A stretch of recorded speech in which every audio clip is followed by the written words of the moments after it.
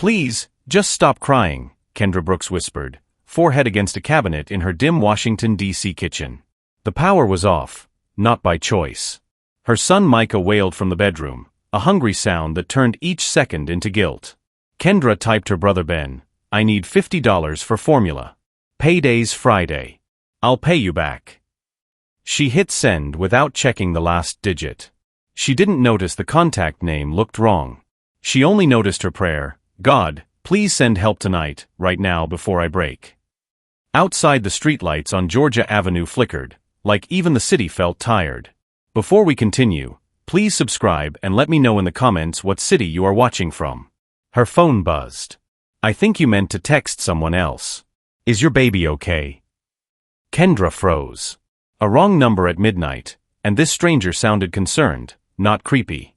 Micah cried harder, and her pride folded. He's hungry, she typed. I'm sorry. The reply came, no apology. What formula does he use? If you've ever watched a parent pray over an empty can, stay with Kendra and subscribe. It's a way of saying, I see you. Her thumb shook as she sent her Cash App handle, whispering, God cover me. A minute later, 3 dots appeared, and her breath caught. Payment received, $5,000. Kendra stared until her eyes stung.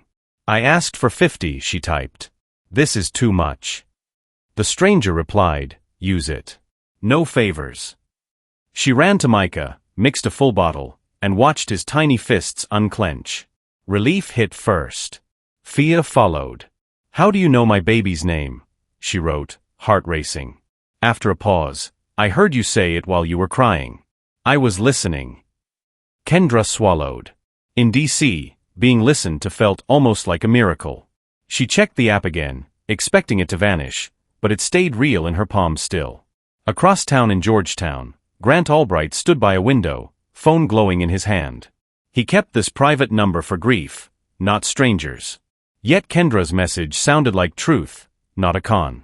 He texted, I lost someone I couldn't save. I won't ignore another child's hunger. Kendra didn't answer right away, so he didn't push. He opened a secure ordering app and sent formula, diapers, wipes, and winter clothes to her address. No logo. No note for the press. Just delivery instructions and one line, Micah deserves steadiness. He whispered a prayer too, God, let this help land clean. The next morning, a driver called her name in the hallway. Kendra signed and opened boxes on her living room floor. Formula. Diapers. Wipes. Baby pajamas. Even a little coat that fit Micah like someone guessed his size. At the bottom sat an envelope. Micah deserves more than barely getting by. Kendra covered her mouth and cried, not pretty, not quiet, just grateful. If you've ever asked God for help and felt foolish for hoping, subscribe as a small promise. You won't look away from families living this story. Then her fear returned, sharp. Why would a billionaire care? In D.C. Kendra searched his name and nearly dropped her phone. Grant Albright, Helix Core CEO, worth billions, famous for saying nothing. Her stomach flipped. She texted, why me? He replied, because I remember being hungry. Because kids shouldn't pay for adult failures. The next message came like a door opening. Come to Helix Core on K Street tomorrow at 11. Ask for Dana.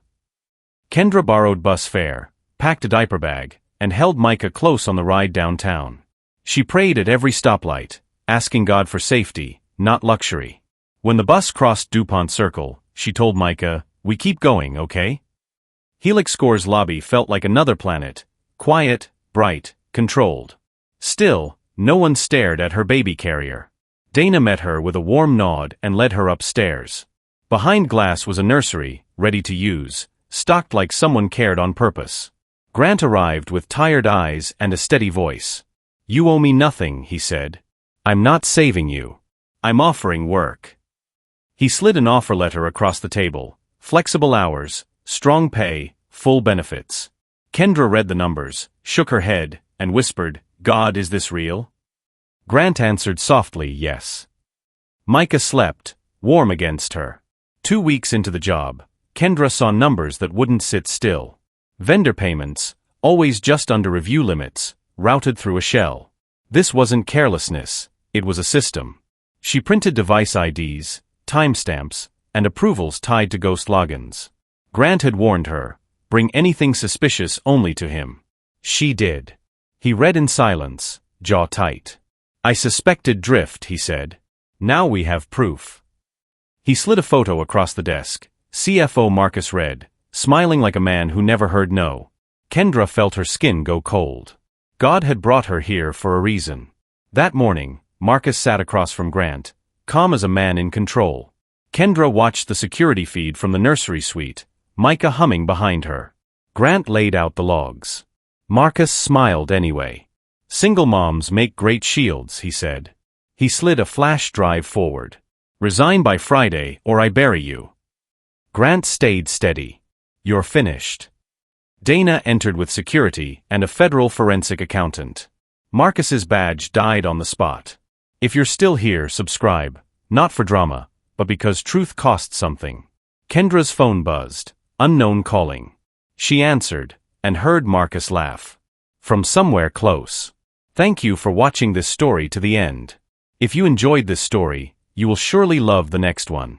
It's as interesting and even more intriguing as can ever imagine. So do check it out.